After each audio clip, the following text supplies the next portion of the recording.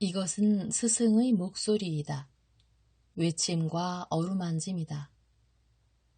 이 목소리가 회개하기를 원치 않는 사람들에게 말할 때에는 외침이 되고, 비록 불완전하더라도 하느님과 그분의 말씀을 찾아내려는 착한 뜻을, 하느님과 그분의 말씀을 찾아낸 다음에는 자기를 거룩하게 하려는 착한 뜻을 가진 사람들에게 말할 때에는 어루만짐이 된다. 이 사람들에게는 말씀이 친구의 어루만짐이 되고 예수의 축복이 된다. 140. 막달라에서 446 1946년 6월 24일 어디로 갈까요, 선생님? 배가 출항할 준비를 마치고 선생님을 따라갈 준비를 갖춘 사람들이 가득 찬 작은 선대의 맨 앞에서 자기 배를 타고 있는 베드로가 묻는다. 막달라로 가자. 내가 라자로의 마리아에게 약속했다. 네, 좋습니다. 하고 베드로가 대답하고는 지그재그로 움직여 좋은 방향을 잡을 수 있도록 키를 조작한다. 요한나는 선생님과 성모님과 클레오파의 마리아, 그 밖에 마륵지암, 마테오, 알페오의 야고보와 내가 알지 못하는 어떤 사람과 같은 배에 타고 있다. 요한나는 고요한 여름날 저녁 호수에 떠있는 많은 배를 가리킨다. 저녁은 마치 하늘에서 자수정이나 활짝 핀 등나무 꽃송이들의 폭포가 쏟아지는 것처럼 석양의 붉은 빛을 부드럽게 해서 보랏빛 도는 장막의 폭포를 만들어 놓는다. 요한나는 말한다. 저 배들 가운데에는 아마 로마 여자들의 배도 있을 거예요. 이렇게 고요한 저녁에 고기잡이를 하는 채 하는 게 그 여자들의 오락 중에 한 가지거든요. 저 배들은 아마 남쪽으로 더 멀리에 있을 겁니다. 하고 내가 알지 못하는 사람이 말한다. 오, 아니에요, 벤자민. 그 사람들에게는 빠른 배들과 숙련된 뱃사공들이 있는걸요. 그 사람들은 저기까지 와요. 그자들이 할 걸로 말하자면야. 하고 베드로가 투덜거린다. 그리고 운항과 고기잡이를 오락이 아닌 직업으로 보고 엄격하고 유익한 법으로 규제하는 종교로까지 생각하는 어부의 고집을 가지고 입속으로 계속 중얼거린다. 운항과 고기잡이를 서투르게 사용하는 것이 그에게는 하나의 모독같이 생각되는 것이다. 그자들은 향을 풍겨대고 꽃에 향수에 또 다른 악마 같은 것들로 물을 섞게 하고 시끄러운 음악과 찢어지게 질러대는 소리와 그 수다를 떨어서 고기들을 혼란을 시키고 연기 나는 횃불로 고기들을 또 놀라게 하고 그 물은 또 무턱대고 던져대서는 호수 바닥과 고기의 번식을 망친단 말이야. 그런 건 금지해야 될 거야. 갈릴레아 바다는 갈릴레아 사람과 이고장 어부들의 것이지 창녀들과 그 한패거리들의 것이 아니란 말이지. 내가 주인이었다면 하느님의 우리 하느님의 물이고 그분의 자녀들의 물인 이곳에까지 그들의 를 가져오는 그 이교도들의 배, 떠다니는 악의 소굴, 침대방인 배들아, 너희들에게 내가 본때를 보여줄 텐데 말이지. 아니, 저기 좀 봐. 저 배들이 아주 바로 우리 쪽으로 돌진을 하는데? 아니, 저걸 보고만 있어? 아니, 저걸 가만둘 수가 있어? 아니,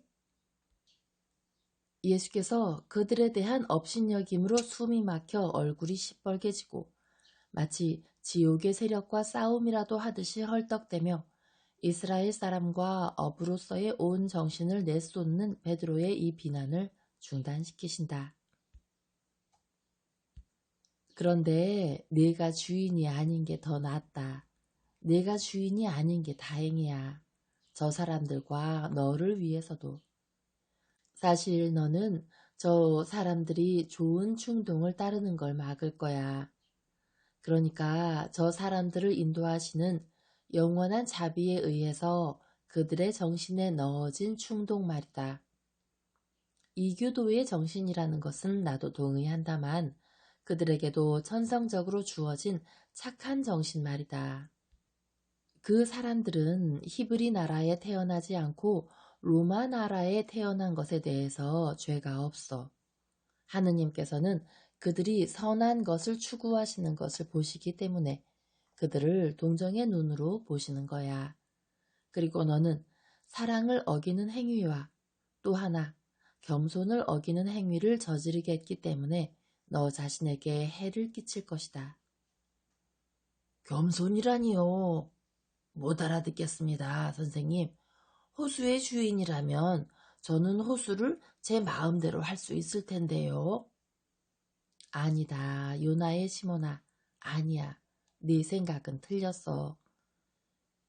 우리의 것인 물건들도 하느님께서 주시기 때문에 우리의 것이 되는 거야. 그러니까 어떤 한정된 시간 동안 소유를 하면서 모든 것을 시간과 공간의 제한 없이 차지하는 분은 오직 한 분뿐이시라는 것을 항상 생각해야 한다. 한 분만이 주인이시고 사람들은 큰 우주에서 아주 작은 부분의 관리인에 지나지 않는다. 그러나 주인은 내 아버지이시고 너의 아버지이시며 살아있는 모든 사람의 아버지이신 그분이셔. 게다가 그분은 하느님이시다. 따라서 모든 생각과 모든 행동이 지극히 완전하시다.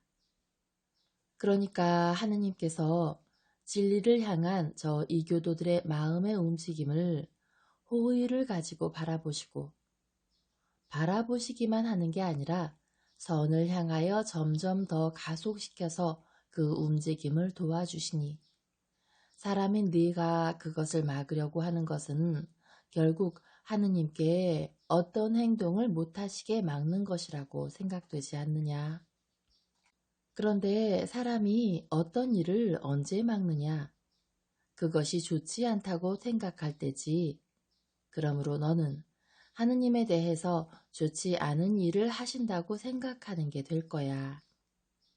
어떤 사람이든지 결점이 있고 또 인식과 판단 능력이 하도 한정되어 있어서 10에서 7번은 그릇된 판단을 할 정도이기 때문에 형제들을 판단하는 것은 좋은 일이 아니니 하느님의 행동을 판단하는 것은 절대적으로 나쁠 것이다.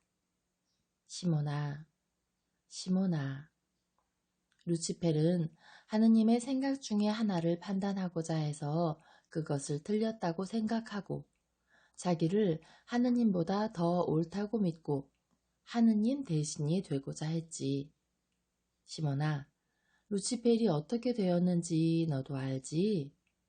또 우리가 겪는 모든 고통이 이 교에서 왔다는 것도 알지? 선생님 말씀이 옳습니다. 저는 지극히 불쌍한 놈입니다. 용서해 주십시오, 선생님. 언제나 충동적인 베드로는 키에 손잡이를 놓고 예수의 발 앞으로 가서 엎드린다. 그러니까 갑자기 제멋대로 내버려진 배는 마침 빠른 물살을 타고 방향을 잃고 무섭게 빗나가니 클레오파의 마리아와 요한나 그리고 베드로의 육중한 배가 이제는 그들을 덮치려고 하는 것을 본 가벼운 쌍둥이 배에 타고 있는 사람들이 비명을 지른다. 다행히도 마테오가 재빨리 키의 손잡이를 다시 잡으니 배는 앞뒤로 무섭게 흔들린 다음 항로를 다시 잡는다. 배가 심하게 흔들린 것은 다른 배에 있던 사람들이 이 배를 멀리 밀어내느라고 노드를 써서 갑자기 흔들리게 하고 소용돌이를 일으켰기 때문이기도 하다. 이봐, 시몬. 언젠가 자네는 로마 사람들이 우리를 덮치려고 했다고 그 사람들을 서투른 뱃사공으로 취급하면서 욕을 했었지. 그런데 오늘은 자네가 그 처량한 꼴이 됐네. 그것도 바로 그 사람들이 보는 앞에서 말이야. 그 사람들이 어떻게 모두 배에서 일어서서 보고 있는지 좀 보라고 하고 가리오 사람이 로마 사람들의 배들을 가리키면서 베드로의 감정을 상하게 하려고 말한다. 로마인들의 배는 막달라 앞에 거울같이 잔잔한 물에 하도 가까이 와 있어서 저녁에 보랏빛 장막이 빛을 없애면서 더 어두워졌는데도 볼 수가 있을 정도이다. 자넨 바구니 하나하고 물통 하나도 잃어버렸어. 시몬, 갈고리를 가지고 건져볼까? 하고 제베데오의 야고보가 다른 배에서 말한다. 이 사건이 있은 후에 모두가 베드로의 배 둘레로 모여들었기 때문에 야고보의 배도 이제는 아주 가까이에 와 있다. 그런데 형은 어떻게 이런 거야? 그런 일은 한 번도 없었잖아. 하고 안드레아가 또 다른 배에서 큰 소리로 말한다. 그들은 모두 함께 말했는데 베드로는 모두에게 차례로 대답한다. 그 사람들이 나를 봤다고? 상관없어. 그 사람들이 내 마음까지 봤으면 좋았을 거 그랬지. 좋아, 베드로야, 그 말은 하지 마라. 그렇지만 자네가 나에게 해를 끼치지 않았다는 건 알아두게. 그건 배를 잘못 다뤄서 그런 게 아니라 나 자신에게 모욕을 줄 수 있다는 좋은 원인으로 일어난 일이야. 야고보, 걱정하지 말게. 낡아 빠진 것들이 가라앉았는걸. 내 안에서 저항하고 있는 이 낡은 사람도 그것들 다음으로 물속에 던져버릴 수 있었으면 좋겠네. 나는 모든 것을 아주 배까지 잃어버리더라도 정말 선생님이 원하시는 대로만 되면 좋겠어. 내가 어쩌자 그랬냐고? 야, 하느님에게까지 교훈을 하려고 하는 나 자신, 내 오만에 대해서 나는 배에 관한 일에 있어서까지도 바보라는 걸 증명한 거지. 나에겐 잘된 일이야. 나 스스로를 가지고 나 자신에게 비유를 만들어 들려준 거지. 그렇지 않습니까, 선생님? 예수께서는 찬성하신다는 것을 보이시기 위하여 미소를 지으신다. 늘 앉으시는 자리인 고물에 앉으신 예수께서는 머리카락이 저녁바람에 가볍게 물결치는 가운데 어두워가는 공간을 배경으로 하고 흰 모습으로 마치 빛과 평화의 천사와 같이 황혼 속에 두드러져 보이신다. 로마인들의 배들이 그들이 있는 곳으로 왔다. 저 배들은 선체와 돛이 완전합니다. 그리고 사공들은 어떻고요? 빠르기가 물총새 같습니다. 저들은 조그만 바람도 조그만 물살도 다 이용합니다. 배 젓는 사람들은 거의 모두가 크레타 섬과 나일강에서 온 노예들이에요. 하고 요한나가 설명한다. 나일강 삼각주의 뱃사람들은 매우 능란하지요. 크레타 섬의 뱃사람들도 그렇고요. 그렇지만 이탈리아의 뱃사람들도 매우 훌륭합니다. 그들은 쉴라와 키립트를 돌파해 가면서 다니거든요. 그만하면 그들이 훌륭한 뱃사람이라는 걸 넉넉히 알 수 있지요. 하고 베냐민이라고 하는 내가 알지 못하는 사람이 말한다. 주님, 어디로 갑니까? 막달라로 가나요? 그렇지 않으면 보세요. 막달라 사람들이 우리 쪽으로 옵니다. 과연 그곳의 모든 작은 배가 호숫가나 작은 항구를 떠나 가파르나움의 배들 쪽으로 향해 오는데 사람들을 무서울 정도로 태우고 또 태워서 배전에 물이 찰랑찰랑할 지경이다. 아니다. 시내가 바라보이는 여기 멀리에 남아있자. 나는 배에서 말하겠다. 저 조심성 없는 사람들이 빠져 죽으려고 해서 그러지요. 아니 선생님, 보세요. 호수가 은판처럼 고요하기는 합니다만 그래도 역시 물은 물이고 짐은 짐이거든요. 그런데 저기 저 사람들은 물 위에 있질 않고 무태 있는 걸로 믿고 있습니다. 돌아가라고 명령하세요. 저 사람들 빠져 죽겠습니다. 믿음이 부족한 사람아, 그래 너는 믿음을 가진 동안은 내가 권하는 데 따라서 물 위를 마치 단단한 땅 위를 걷는 것처럼 걸었다는 것을 기억하지 못하느냐? 저 사람들은 믿음을 가지고 있다. 그러니까 짐과 빠져들어가는 것 사이의 평형 법칙을 거슬러서 물이 사람을 너무 많이 태운 저 배들을 떠받쳐 줄 거다. 그렇게 되면 그건 정말 큰 기적이 일어나는 저녁이 되겠군요. 하고 베드로가 배를 멈추게 하려고 작은 닻을 내리면서 어깨를 들썩하고 중얼거린다. 배는 이렇게 하여 일부분은 가파르나움, 일부분은 막달라, 일부분은 티베리아의 배들이 빙 둘러있는 가운데에 있게 되었다. 티베리아의 배들은 로마 여자들의 배인데 그 배들은 조심성 있게 가파르나움의 배들 뒤로 가서 호수 중심 쪽으로 자리를 잡는다. 예수께서는 그 배들의 등을 돌리시고 막달라의 배들 쪽, 라자로의 마리아의 넓은 나무가 우거진 정원 쪽, 호숫가로 쭉 이어져 있고 밤에 그 흰 빛이 두드러지게 나타나는 작은 집들 쪽을 바라보신다. 이제는 이물과 노들이 휘젓지 않게 된 호수는 고요한 모습을 되찾는다. 그것은 떠오르는 달빛으로 은빛 물결 무늬가 생기고 이물마다 켜놓은 현등이나 등불의 불꽃이 호수에 반사되는 곳에는 황옥이나 홍옥 비늘로 깔아놓은 것 같은 거대한 수정판과 같다. 얼굴들은 붉고 노란빛과 달빛의 대조로 인하여 이상하게 보인다. 어떤 부분은 매우 뚜렷이 나타나고 어떤 부분은 겨우 보일까 말까 한다. 어떤 얼굴들은 세로나 가로로 둘로 잘린 것 같아서 이마나 턱 또는 한쪽 뺨만이 불빛을 받아 얼굴 반쪽 옆 얼굴은 아주 분명히 나타나고 다른 쪽은 거의 가려져 있다시피 하다. 어떤 사람들의 눈은 반짝이는데 어떤 사람들의 눈구멍은 비어있는 것 같다. 입도 마찬가지여서 어떤 사람들의 이는 미소로 인하여 반짝이는가 하면 어떤 사람들의 이는 어둠 속으로 사라진다. 그러나 모든 사람이 예수를 보도록 가파르나움의 배들과 막달라의 배들에서 많은 현등을 넘겨주어 예수의 발 앞에 놓고 쓰지 않는 노에 달아서 이물과 고물의 배전에 놓고 돛을 내린 돛대에까지도 매단다.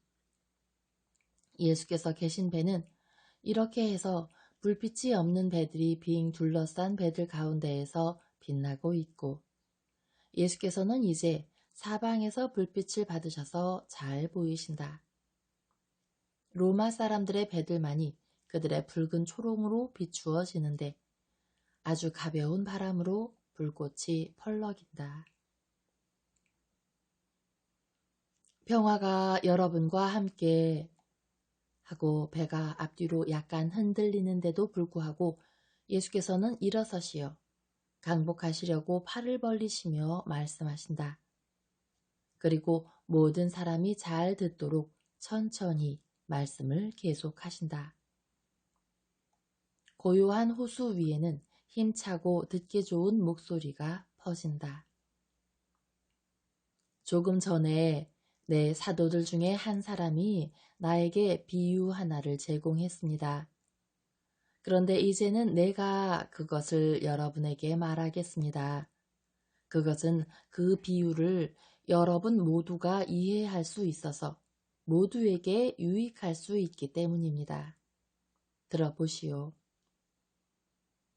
어떤 사람이 오늘 저녁같이 고요한 저녁에 호수를 운항하고 있었는데 자신만만하게 느껴져서 자기가 결점이 없는 사람이라고 거드름을 피웠습니다. 그 사람은 배를 부리는데 많은 경험이 있었고 그런 이유로 인해서 그는 물 위에서 만나는 다른 사람들보다 자기가 뛰어나다고 느끼고 있었습니다. 다른 사람들 가운데에는 심심풀이로 온 사람이 많았고 따라서 생활비를 벌기 위해서 일상적으로 하는 일에서 오는 경험이 없었습니다. 한편 그 사람은 착한 이스라엘 사람이었고 이 이유로 그는 자기가 모든 덕행을 가지고 있다고 믿고 있었습니다. 사실 그 사람은 실제로 선량한 사람이었습니다. 어느 날 저녁 자신 있게 배를 달리게 하면서 이웃에 대해서 감히 판단을 내렸습니다. 그의 생각을 따르면 그 사람은 하도 먼 이웃이어서 이웃이라고 생각할 필요도 없는 사람이었거든요. 그와 그 이웃 사이에는 국적이나 직업이나 믿음으로도 아무런 관계가 없었고, 그래서 그는 국민적이거나 종교적이거나 직업적인 아무런 연대 관계로도 제지되지 않으므로 안심하고 가혹하기까지 하게 이웃을 조롱하고 그곳의 주인이 아닌 것을 한탄했습니다. 만일 그가 주인이었더라면 그곳에서 그 이웃을 내쫓을 거라고 하는 것이었습니다. 그리고 비타협적인 신앙으로 지극히 높으신 분께서 자기가 하는 것을 다른 사람들이 하고 자기가 사는 곳에 살도록 허락하시는 것을 거의 비난하다시피 했습니다. 배에는 친구 한 사람이 있었습니다. 그를 정의로 사랑하고 그 때문에 그가 지혜롭기를 원하는 매우 친절한 친구였고 필요할 때에는 그의 잘못된 생각을 고쳐주기도 하는 친구였습니다. 그러니까 그날 저녁 그 친구는 뱃사공에게 이렇게 말했습니다. 왜 그런 생각을 하나? 사람들의 아버지는 오직 한 분뿐이 아니신가? 그분이 우주의 지배자가 아니신가? 혹시 그분의 해가 모든 사람에게 내려와서 그들을 따뜻하게 해주지 않는가? 혹시 그분의 구름이 히브리인들의 밭과 같이 이방인들의 밭도 적셔주지 않는가? 그리고 사람의 물질적인 필요를 위해서 그렇게 하시는데 그의 영적인 필요에 대해서 같은 배려를 해주시지 않겠는가? 그런데 자네는 하느님을 무엇을 하시라는 암시를 드리려고 하는 건가? 누가 하느님과 같은가 하고요. 그 사람은 착한 사람이었습니다. 그의 비타협성에는 많은 무지와 많은 그릇된 생각이 있었지만 나쁜 뜻은 없었고 하느님께 죄를 지으려는 생각도 없었습니다. 오히려 하느님의 이익을 옹호하려는 마음이 있었지요. 이 말을 듣고 그는 현인의 발 앞에 엎드려 바보처럼 말한 것을 용서해 달라고 청했습니다. 그가 용서를 하도 성급하게 청하는 바람에 하마터면 배와 배에 있는 사람들이 가라앉고 물에 빠지게 해서 큰 재앙을 불러일으킬 뻔했습니다. 과연 용서를 서둘러서 청하느라고 키의 손잡이나 돛이나 물살은 걱정하지 않게 되었습니다. 그래서 문제가 있는 판단을 한 첫 번째 잘못 다음에 서투른 조작을 하는 두 번째 잘못을 저질러서 자기가 보잘것없는 심판자일 뿐 아니라 서투른 뱃사람이기도 하다는 것을 자기 자신에게 증명했습니다. 비유는 위와 같습니다. 이제는 들으시오. 여러분 생각에는 이 사람이 하느님의 용서를 받겠습니까? 받지 못하겠습니까? 이것을 기억하시오. 이 사람은 하느님의 행동과 이웃의 행동을 판단함으로써 하느님과 이웃에 대해서 죄를 지었었고 하마터면 그의 동행들을 죽일 뻔했습니다. 깊이 생각하고 대답하시오. 그리고 예수께서는 팔짱을 끼시고 모든 배로 가장 멀리 있는 배에까지 배전 위로 비중 나온 귀족 부인들과 노젓는 사람들의 주의 깊은 얼굴들이 줄지어 있는 것이 보이는 로마인들의 배들에까지 눈길을 보내신다. 사람들은 서로 의논하며 대화를 나눈다. 겨우 들릴까 말까한 목소리들의 속삭임이 뱃전에 와서 가볍게 찰랑거리는 물소리에 섞인다. 판단하기가 어렵다. 그러나 대부분은 그 사람이 죄를 지었기 때문에 용서를 받지 못하리라는 의견이다. 용서를 받지 못할 것이다.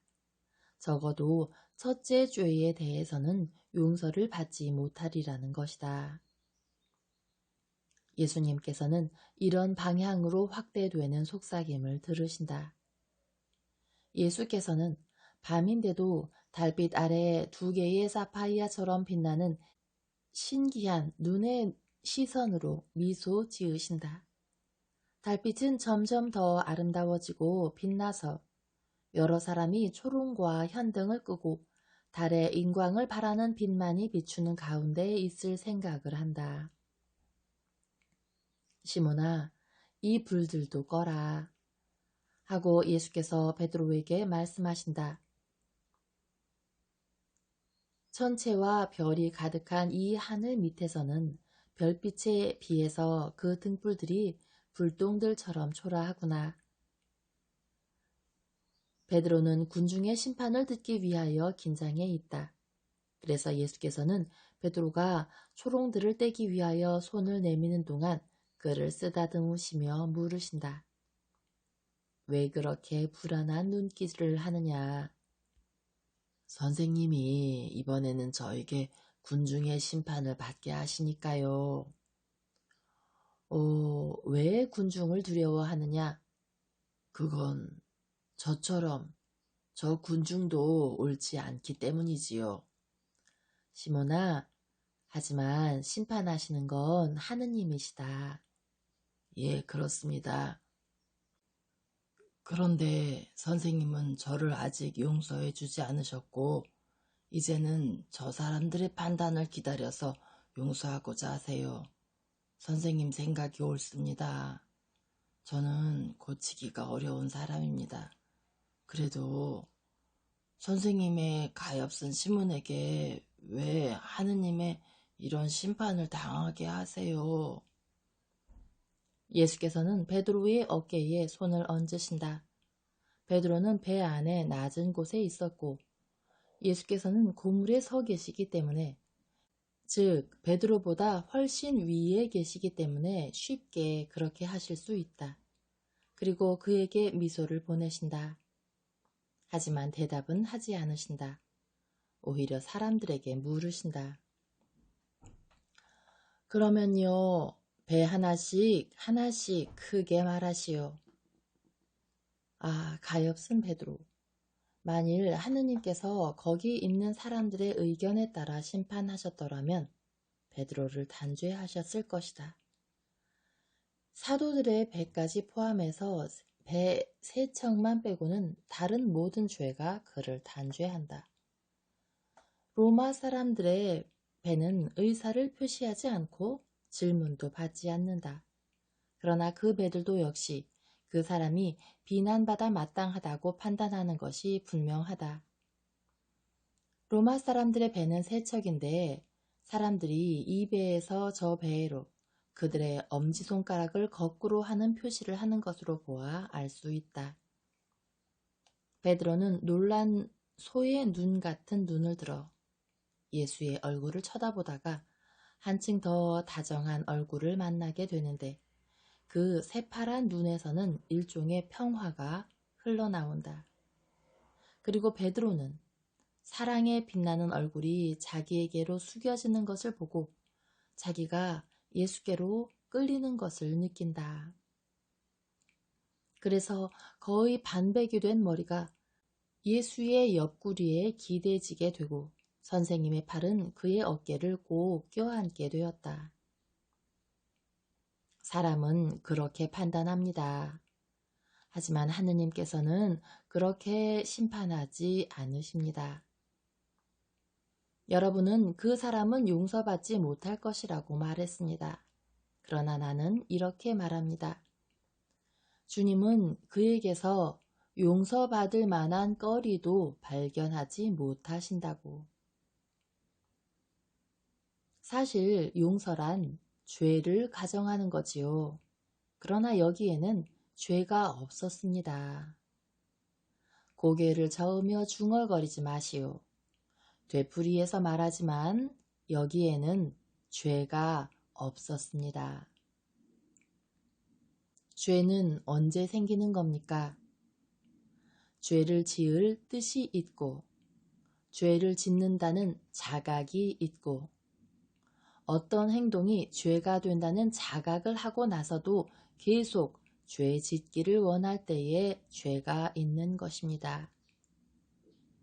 덕행이건 죄의 행위이건 모든 것이 어떤 행위를 하는 뜻에 달렸습니다. 어떤 사람이 분명히 좋은 행위를 하면서도 좋은 행위를 한다는 의식 없이 오히려 나쁜 행위를 한다고 믿으면서 하면 그 사람은 나쁜 행위를 하는 것과 마찬가지로 죄를 짓습니다. 그리고 이 반대의 경우도 같습니다. 예를 들어 하나 곰곰이 생각해 보시오. 어떤 사람이 원수가 한 사람이 있는데 그 원수가 병이 들었다는 것을 압니다. 그는 또 의사의 명령으로 병사가 찬물을 마시면 안 되고 어떤 액체도 마셔서는 안 된다는 것을 안다고 합시다. 그 사람이 표면적으로는 사랑으로 그러는 것 같이 병자를 찾아갑니다. 그리고 병자가 목이 말라 하고 신음하는 소리를 듣습니다. 그리고는 동정하는 채 하면서 우물에서 떠온 아주 찬 물을 서둘러서 먹여주면서 말합니다. 이 사람아 마시게. 나는 자네를 사랑하네. 그래서 그렇게 목이 타서 괴로워하는 것을 볼 수가 없네. 보게 이렇게 시원한 물을 일부러 가져왔네. 마시게 마셔. 병자를 도와주고 목마른 사람에게 마실 것을 주는 사람은 큰 상을 받으니까. 그리고 그 사람에게 마실 것을 주면서 그의 죽음도 가져다 줍니다. 두 가지 자비의 행위로 이루어졌기 때문에 그 자체로서는 착한 이 행위가 나쁜 목적으로 행해졌는데도 좋은 행위라고 생각하십니까? 아닙니다. 좋은 행위가 아닙니다. 또 술꾼인 아버지를 모시고 있는 아들로 무절제로 인해서 당하게 될 죽음에서 아버지를 구하려고 포도주 지하 저장실을 잠그고 아버지에게서 돈을 빼앗고 술을 마셔서 건강을 해치게 될 마을에 가는 것을 엄격히 막으면서 그의 아버지를 비난하고 그것도 자기 아버지에게 마치 가장이나 된 듯이 비난을 한다는 그 사실 하나만으로 넷째 계명을 어기는 것으로 생각됩니까? 표면상으로는 아버지를 괴롭혀서 죄가 있는 것 같습니다. 그러나 사실은 착한 아들입니다. 그의 아버지를 죽음에서 구하기를 원함으로 그의 뜻이 착하기 때문입니다. 언제나 뜻이 행위에 가치를 주는 것입니다. 또 있습니다. 전쟁에서 사람을 죽이는 병사는 살인자입니까? 그의 정신이 사륙에 동의하지 않고 어쩔 수 없이 싸우되 전쟁이라는 무자비한 법과 부하라는 그의 지위 때문에 강요되어서 그렇게 하면 그렇지 않습니다. 따라서 신자와 애국자와 어부로서의 좋은 뜻을 가지고 그의 생각으로는 모독하는 사람들인 그 사람들을 용납하지 않은 그 뱃사람은 이웃에 대한 사랑을 어기는 죄를 짓지 않고 다만 이웃 사랑에 대해서 잘못된 생각을 가지고 있었습니다. 또 하느님께 대한 그의 원한은 건전하지 못하고 견식 있지도 않지만 착한 신자의 정신에서 오는 것이기 때문에 하느님께 대한 불경의 죄가 아니었고 또 용서를 청하려는 좋은 바람으로 배에 침로 이탈을 일으켰기 때문에 살인죄도 짓지 않았습니다. 항상 구별을 할 줄 아시오. 하느님은 비타협적이시지 않고 오히려 자비로우십니다. 하느님은 인자하십니다. 하느님은 아버지이십니다. 하느님은 사랑이십니다. 이것이야말로 참 하느님이십니다. 그리고 참 하느님께서는 모두에게 가슴을 열어 보이시며 모든 사람에게 당신 나라를 가리키시면서 오너라 하고 말씀하십니다. 그리고 하느님께서 마음대로 그렇게 하실 수 있는 것은 그분이 오직 한 분뿐이시고 보편적이시고 창조주이시고 영원하신 주님이시기 때문입니다. 이스라엘 사람 여러분, 제발 부탁입니다. 공정하시오. 그리고 이것들을 기억하시오. 당신들이 불결하다고 생각하는 사람들은 이것들을 알아듣는데 당신들은 알아듣지 못하게 되지 마시오. 종교와 조국에 대한 지나치고 도를 지나친 사랑도 죄입니다. 그것은 이기주의가 되기 때문입니다. 그런데 이기주의는 언제나 죄의 이유와 원인이 되는 것입니다. 그렇습니다. 이기주의는 마음속에 나쁜 뜻의 씨를 뿌려 하느님과 하느님의 계명에 반항하게 하기 때문에 죄입니다. 이기주의자의 정신은 하느님도 하느님의 진리도 똑똑히 보지 못하게 됩니다. 이기주의자 안에서는 교만이 연기를 뿜어 진리들을 가립니다. 교만해지기 전에 보던 것처럼 진리의 순수한 빛을 보지 못하게 된 정신은 안개 속에서 이유들에 대한 소송을 시작하고 거기에서 의심으로 넘어가고 의심에서는 하느님에 대한 사랑과 하느님과 그분의 정의에 대한 사랑에서뿐 아니라 하느님과 그분의 벌에 대한 두려움에서까지도 이탈하는 대로 넘어갑니다. 따라서 죄를 쉽게 짓게 되고 죄를 쉽게 짓는 데에서 하느님에게서 멀어지는 영혼, 이제는 그를 인도하는 하느님의 뜻을 가지지 못하게 되므로 죄인인 자기의 뜻의 지배에 빠지는 영혼의 고독이 옵니다. 죄인의 뜻은 매우 무자비한 사슬입니다. 그 사슬의 한 끝은 사탄이 잡고 있고 사람의 발에 매여 있는 다른 끝에는 무거운 쇠공이 달려 있어서 그를 진흙과 어두움 속에 노예로 몸을 굽게 한 채 붙잡아 둡니다. 그러니 사람이 죽을 죄를 짓지 않을 수가 있습니까? 이제는 자기 안에 나쁜 뜻밖에 가지지 않게 되었으니 그런 죄를 짓지 않을 수가 있습니까? 그때에만 하느님께서 용서하지 않으십니다. 그러나 사람이 착한 뜻을 가지고 있으면 무의적으로 덕행을 닦더라도 분명히 진리를 차지하게 되고야 맙니다. 착한 뜻은 하느님께로 인도하고 지극히 거룩하신 아버지이신 하느님께서는 착한 뜻을 가진 당신 자녀들을 도우시고 강복하시고 용서하시려고 사랑과 연민과 관용을 가득히 가지시고 굽어보십니다. 그렇기 때문에 그 배에 있던 사람은 죄를 지을 뜻을 가지고 있지 않아서 죄를 짓지 않았기 때문에 전적으로 사랑을 받았습니다. 이제는 집으로 평안히 가십시오. 별들이 하늘 가득히 총총 박혔고 달은 세상을 깨끗하게 감쌌습니다. 별들처럼 순종해서 집으로 가고 달처럼 깨끗하게 되시오.